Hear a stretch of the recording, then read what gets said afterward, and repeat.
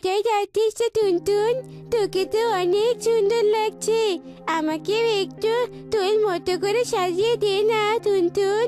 আমারও যে ভীষণ সাজতে ইচ্ছা করছে। কি বললি তুই? তুই আমার মতো করে সাজবি? তুই তো নিজের চেহারাটা একবার আয়নায় দেখেছিস? তোকে কি কুৎসিত আর বাজে দেখাচ্ছে?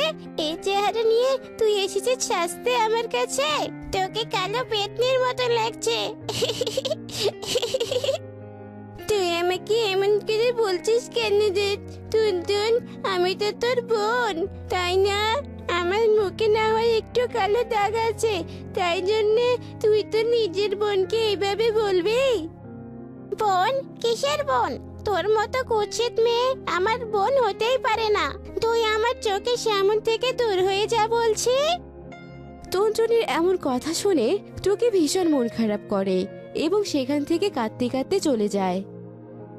আমি দেখতে সুন্দর না বলে কেউ আমাকে পছন্দ করে না, কেউ আমাকে ভালোবাসে না।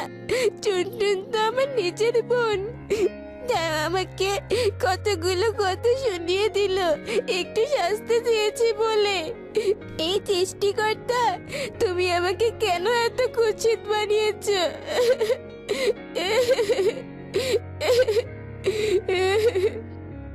মা টুকি, তুই এভাবে কাঁদছিস কেন মা?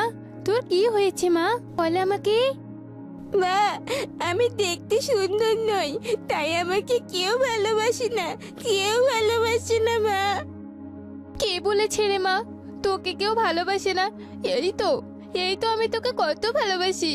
আর কে বলেছে তুই দেখতে সুন্দর নোস? তুই জানিস তুই কত সুন্দর? মা, তুমি আমাকে মিথ্যে সান্ত্বনা দিও না। আমি জানি আমার মুখে অনেক কালো দাগ, তাই কেউ আমাকে পছন্দ করে না। মা তুই কাঁদিস না রে মা, দেখবি একদিন সব ঠিক হয়ে যাবে। এভাবে সেই দিনটি কেটে যায়।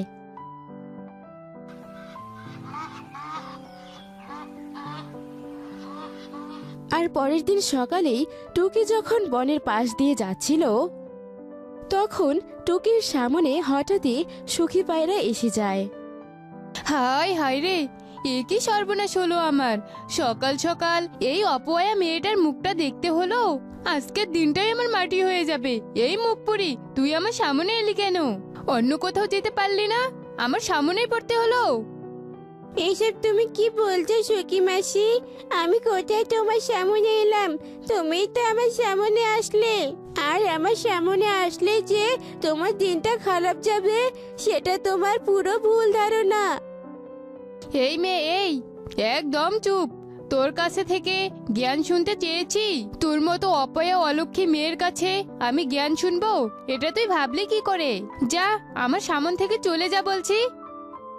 এরপর টুকি সেখান থেকে চলে যায়। টুনটুন ও কুহিকে ফল খেতে দেখে টুকি তাদের কাছে যায়। টুনটুন, কুহু, তোরা কি খাচ্ছিস রে? আমাকে একটু দিবি? আমিও একটু খাবো।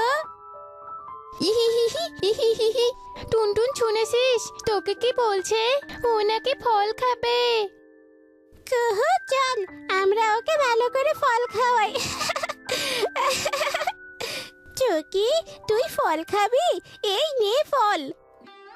এই কথা বলে টুনটুন ও কুহু টুকির গায়ে ফল ছুঁড়ে মারতে থাকে আর অনেক হাসাহাসি করতে থাকে। আর এটা দেখে টুকির অনেক মন খারাপ হয়ে যায় এবং সে বাড়িতে চলে যায়। কি হয়েছে রে মা, তুই কাঁদছিস কেন? এরপর টুকি তার মাকে সবকিছু খুলে বলে। আর সবকিছু শুনে টুনি বলে, কি বলছিস টুকি? টুনটুন এসব করে বেড়াচ্ছে। ও আজ বাড়িতে আসুক, ওকে আজ আমি উচিত শিক্ষা দিব। তোর বোন হয়ে তোর সাথে এমন খারাপ ব্যবহার করে, আমি ওকে এই শিক্ষা দিয়েছি। না মা, না, তুমি টুনটুনকে কিচ্ছু বলো না। ও তো ঠিক কথাই বলেছে।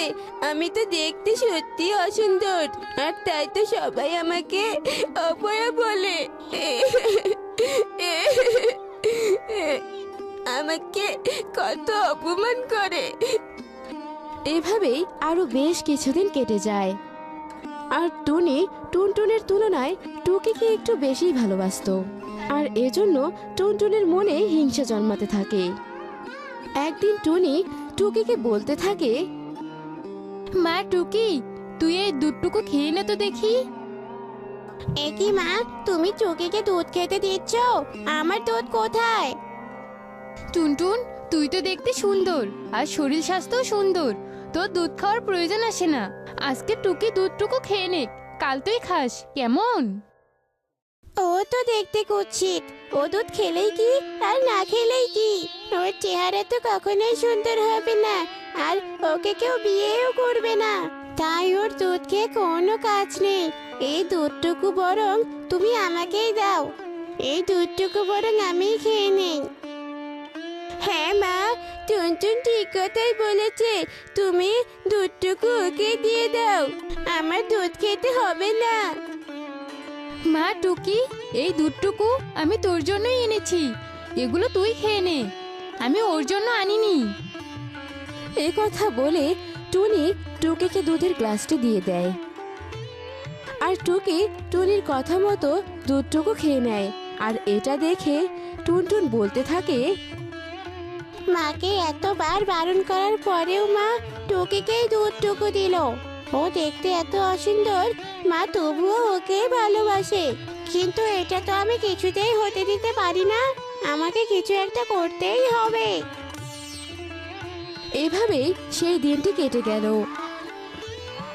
আর পরের দিন সকালে টুনটুন টুকিকে বলতে থাকে, বোন চল, আমি তোকে আজকে একটি জায়গায় নিয়ে যাব। কে? তুই আমাকে বোন বললি? আমি আমার ভুল বুঝতে পেরেছি, আর তাই তো আমি তোকে আমার বোন হিসেবে মেনে নিয়েছি। আয়, এবার আমার সাথে আয়। আচ্ছা ঠিক আছে বোন, চল তবে। এরপর টুনটুন টুকিকে একটি জঙ্গলে নিয়ে যায়। এই কি টুনটুন, তুই আমাকে কোথায় নিয়ে এসেছিস? এখানে তো শুধু জঙ্গল আর জঙ্গল, আমার এখানে খুব ভয় করছে রে। তুই কি ভেবেছিস তোকে আমি বোন বলে মেনে নিয়েছি? কিছুতেই না। আমি তো তোকে এই গভীর জঙ্গলে নিয়ে এসেছি যাতে তোকে এই জঙ্গলের হিংস্র প্রাণীরা গিলে খায়। এরকম কুৎসিত একটা মেয়ে আমার বোন হতেই পারে না। এ কথা বলে টুনটুন গভীর জঙ্গলে টুকিকে রেখে সেখান থেকে চলে যায়। আর টুকি গভীর জঙ্গলে ভীষণ ভয় পায়। টুকি ভীষণ কান্না করতে থাকে, আর টুকির কান্না শুনে সেখানে একটি পরী চলে আসে। কি হয়েছে মেয়ে, তুমি এই গভীর জঙ্গলে কি করছো? তুমি এভাবে কাঁদছো কেন? আমাকে খুলে বলো তো, তোমার কি হয়েছে? এরপর টুকি পরীকে সব কথা খুলে বলে, আর পরী টুকির কথা শুনে বলতে থাকে, আহারে, তোমার তো অনেক কষ্ট। তুমি চিন্তা করো না, তোমার এই কুৎসিত চেহারা আর থাকবে না, তুমিও দেখতে অনেক সুন্দর হয়ে যাবে। তুমি এসব কি কথা বলছো বলি? আমি কি করে দেখতে সুন্দর হব? আমার যে মুখে অনেক দাগ।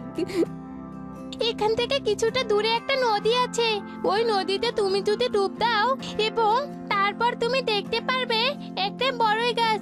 ওই বড়ই গাছে অনেক বড়াই আছে, ওই গাছের বড়াইকে বলা হয় নতুন বড়াই। ওই গাছের বড়াই খেলে তোমার মুখ ভালো হয়ে যাবে এবং মুখের দাগও কেটে যাবে, তখন তোমাকে দেখতে অনেক সুন্দর লাগবে। সত্যি বলছি তুমি? হ্যাঁ, আমি সত্যি বলছি, তুমি এক্ষুনি ওই নদীতে দাও। এরপর টুকি পরীকে ধন্যবাদ জানিয়ে সেখান থেকে চলে যায়। আর টুকি সেই নদীতে গিয়ে ডুব দেয় এবং সে একটি বড়ই গাছ দেখতে পায়। টুকি বড়ই গাছ থেকে একটি বড়ই নিয়ে সেখান থেকে চলে যায়। বড়ইটি খাওয়ার সঙ্গে সঙ্গেই টুকির মুখের সব দাগ কেটে যায় এবং টুকি দেখতেও অনেক সুন্দর হয়ে যায়। এই কি টুকি তুই? আর তুই এত সুন্দর হলে কি করে? তুই কি ভেবেছিস আমাকে হিংস্র প্রাণী খেয়ে নিয়েছে? এই দেখ, হিংস্র প্রাণী তো আমার কিছুই করতে পারেনি।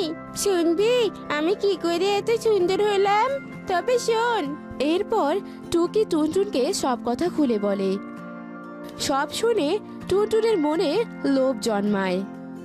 টুনটুন সেই পুকুরে গিয়ে ডুব দেয় আর সে বড়ইয়ের গাছে পৌঁছে যায়। টুনটুন সেখান থেকে একটি বড়ই নিয়ে চলে আসে। টুনটুন যেই না নতুন বড়ইটি খায় আর সঙ্গে সঙ্গে সে দেখতে ভীষণ কালো হয়ে যায়। এ কি, আমি কালো হলাম কি করে? টুকি এই গাছের বড়ই খেয়ে তো কত সুন্দর হয়ে গেছে, আর আমি এরকম কালো হয়ে গেলাম কেন? এটা হলো তোর অন্যায়ের শাস্তি। তুই তোর বোনকে সব সময় অপমান করেই গেছিস, আর তোর মনে অনেক হিংসা, আর তাই তো তুই তোর কর্মের ফল পেয়েছিস। এখন যতই কাঁদিস না কেন, কোনো লাভ হবে না।